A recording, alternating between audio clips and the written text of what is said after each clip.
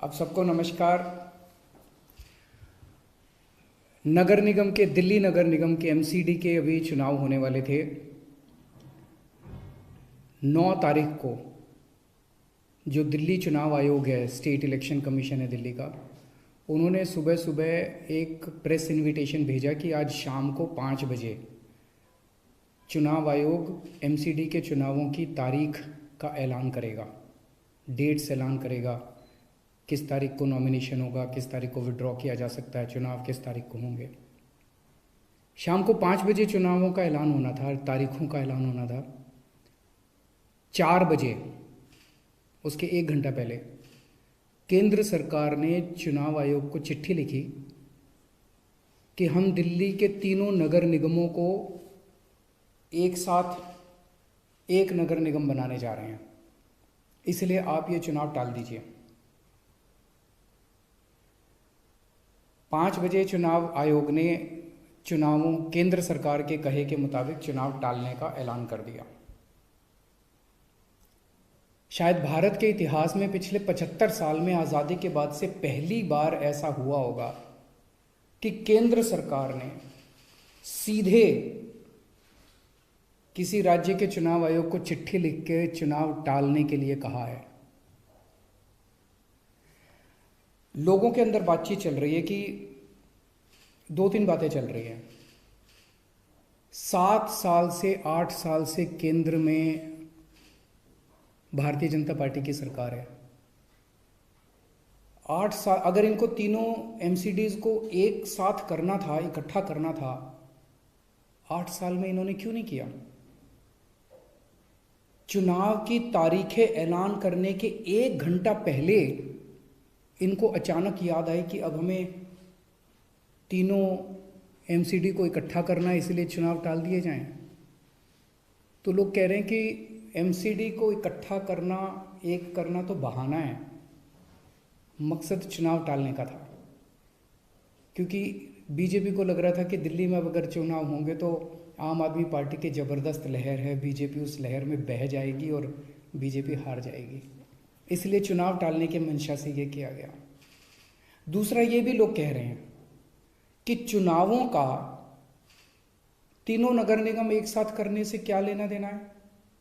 आज 3 नगर निगम हैं दिल्ली में, 272 वार्ड हैं, कुछ इसमें कुछ इसमें कुछ इसमें। तो तीनों नगर निगम के काउंसलर अपने अलग अलग नगर निगम में बैठते हैं। चुनाव हो जाने दीजिए।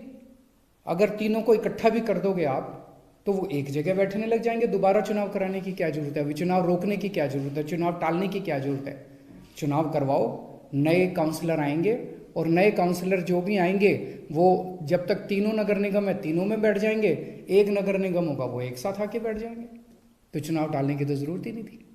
लेकिन मकसद तीनों नगर निगम एक साथ करने का नहीं था। अगर करना होता तो 7 साल में कर लेते ये लोग। मकसद था चुनाव टालने का। ये देश के लिए अच्छा नहीं है, दोनों चीज़ें अच्छी नहीं हैं। जो केंद्र सरकार ने चिट्ठी लिख के चुनाव टालने को कहा वो भी ठीक नहीं है, और चुनाव आयोग केंद्र सरकार के सामने झुक गया और चुनाव टाल दिए, ये भी अच्छा नहीं है जनतंत्र के लिए।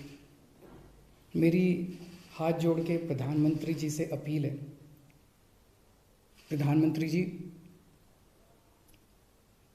सरकारें आती जाती रहेंगी, कल आप भी नहीं होंगे, कल मैं भी नहीं होऊंगा। हम इम्पोर्टेंट नहीं हैं, लोग इम्पोर्टेंट नहीं हैं, पार्टियां इम्पोर्टेंट नहीं हैं, देश इम्पोर्टेंट है। अगर हम चुनाव आयोग को दबाव डाल के चुनाव कैंसिल कराते हैं, इससे चुनाव आयोग कमज़ोर होता है, और चुनाव आयोग कमज़ोर होता है, चुनाव कैंसिल होते हैं तो देश कमज़ोर होता है। हम सबको मिलकर देश की रक्षा करनी है। किसी भी हालत में हमें इंस्टीट्यूशंस को कमज़ोर नहीं होने देना।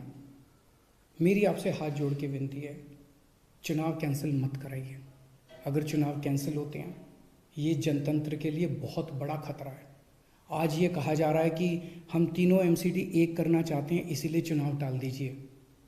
कल को मान लो लोकसभा का चुनाव है, उसके पहले अगर कहा जाएगा कि ये पार्लियामेंट्री सिस्टम अच्छा नहीं है, हम प्रेसिडेंशियल सिस्टम लाना चाहते हैं, संविधान में बदलाव करना चाहते हैं, इसलिए चुनाव टाल दीजिए, तो क्या चुनाव टाले जाएंगे? मान लो कल को कोई स्टेट असेंबली का चुनाव है, ये कहा जाएगा कि हम 2 राज्यों को इकट्ठा करना चाहते हैं, इसीलिए चुनाव टाल दीजिए, तो क्या चुनाव टाल दिए जाएंगे? क्या जनतंत्र के अंदर चुनाव ऐसे टाले जा सकते हैं? ये बहुत बड़ा प्रश्न है। मैं प्रधानमंत्री जी से यही निवेदन करना चाहूँगा, कल केजरीवाल भी नहीं रहेगा, कल मोदी जी भी नहीं रहेंगे, ये देश रहेगा। इस देश को अपने को कमज़ोर नहीं करना। मुझे नहीं पता कि राज्य के हमारे जो स्टेट इलेक्शन कमिश्नर हैं उन पे ऐसा क्या प्रेशर डाला गया, उनको क्या धमकी दी गई, इनकम टैक्स की, ईडी की, सीबीआई की कोई धमकी दी गई, या वो अभी अप्रैल में रिटायर हो रहे हैं तो उनको पोस्ट रिटायरमेंट कोई लालच दिया गया, मुझे नहीं पता क्या दिया गया, लेकिन वो तुरंत 1 घंटे के अंदर चुनाव टालने को तैयार हो गए। ऐसे संस्थाएं कैसे चलेंगी? और मैं हमारे स्टेट इलेक्शन कमिश्नर से भी कहना चाहूँगा कि सर, अगर आप ऐसे चुनाव टाल देंगे, ये तो जनतंत्र ही नहीं बचेगा। हम लोगों ने आज़ादी किस लिए पाई थी? इस देश ने आज़ादी किस लिए पाई थी? जनता का राज है, जनतंत्र है इस देश के अंदर। आप ऐसे चुनाव टाल देंगे तो जनतंत्र ही नहीं बचेगा। मुझे नहीं पता आपके ऊपर क्या प्रेशर डाला जा रहा है, मुझे नहीं पता आपको क्या धमकी दी जा रही है या क्या लालच दिया जा रहा है, लेकिन सर, जो भी आपको धमकी दी जा रही है, जो भी आपको लालच दिया जा रहा है, बाहर आके बता दीजिए देश को, सारी जनता को बता दीजिए। देश आपके साथ खड़ा होगा, पूरा देश आपका साथ देगा। पर झुकिए मत सर, किसी के सामने मत झुकिए। देश की बात है, जनतंत्र की बात है। नमस्कार।